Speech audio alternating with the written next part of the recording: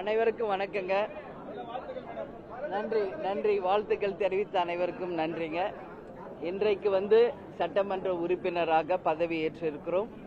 முதலில் எங்கள் அன்பு தலைவர் கேப்டன் அவர்களுக்கும், என்னை வெற்றி பெற செய்த விருதாசலம் தொகுதி மக்களுக்கும், அதேபோல நான் சார்ந்த மதசார்பற்ற வெற்றி கூட்டணிக்கும், எங்கள் கூட்டணியின் தலைவர் அண்ணன் ஸ்டாலின் அவர்களுக்கும், எங்களுடைய தேசிய முற்போக்கு திராவிட கழகத்தின் அனைத்து கழக நிர்வாகிகள் தொண்டர்களுக்கும் முதல்கண் என்னுடைய வணக்கங்களையும் நன்றிகளையும் இந்த நேரத்திலே நான் உரித்தாக்குகிறேன். இன்னைக்கு சட்டமன்ற உறுப்பினராக விருதாசலம் தொகுதியினுடைய உறுப்பினராக நான் பதவி ஏற்றிருக்கிறேன். இந்த தருணம், இந்த வெற்றி எங்கள் அன்பு தலைவர் கேப்டனுக்கு நான் உரித்தாக்குகிறேன்.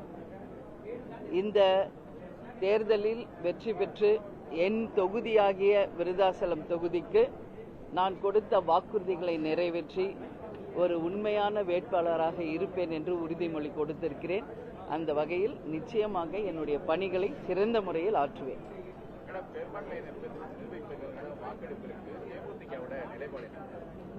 நான் சார்ந்த மதசார்பற்ற வெற்றி கூட்டணியின் சார்பாக என்னுடைய வாக்கை நான் பதிய வைப்பேன்.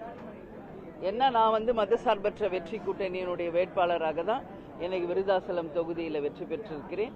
எனவே நான் வெற்றி பெற்ற என் கூட்டணியின் உண்மை சட்டமன்ற உறுப்பினராக இருந்து என் வாக்குயை நான் பதிய வைப்பேன் என்பதை இந்த நேரத்தில் சொல்லுவேன்.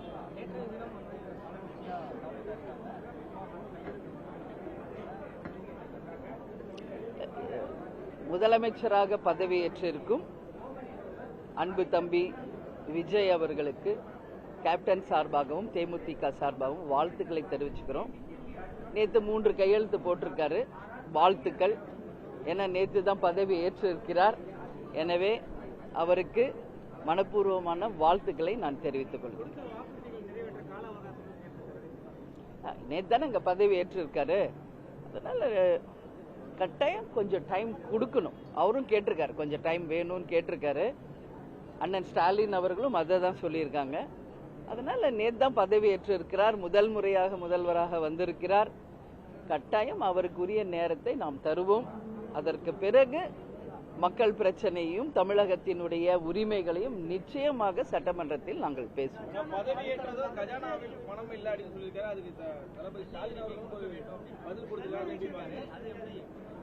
இது முதல்வராக பதவியேற்றிருக்கும் தம்பி விஜய் அவர்கள் சொன்னது.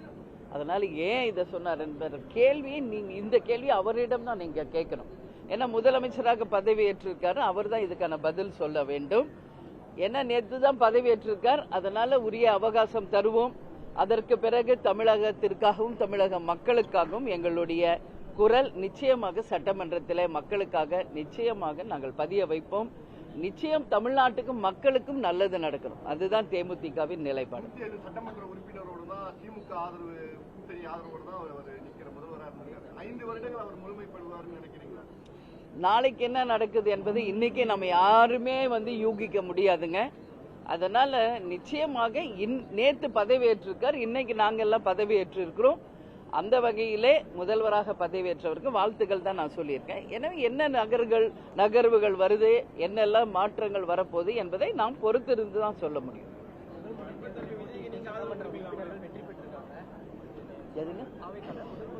இல்ல அதுதான் வாழ்த்துக்கள் சொல்லிட்டேன். வெற்றி பெற்ற அனைத்து சட்டமன்ற உறுப்பினர்களுக்கும் என்னுடைய மனப்பூர்வமான வாழ்த்துக்களை கேப்டன் சார்பாகவும் தேமுதிக சார்பாகவும் நான் மனப்பூர்வமாக வாழ்த்துக்களை தெரிவித்துக் கொள்கிறேன். நன்றி நன்றி நன்றி நன்றி.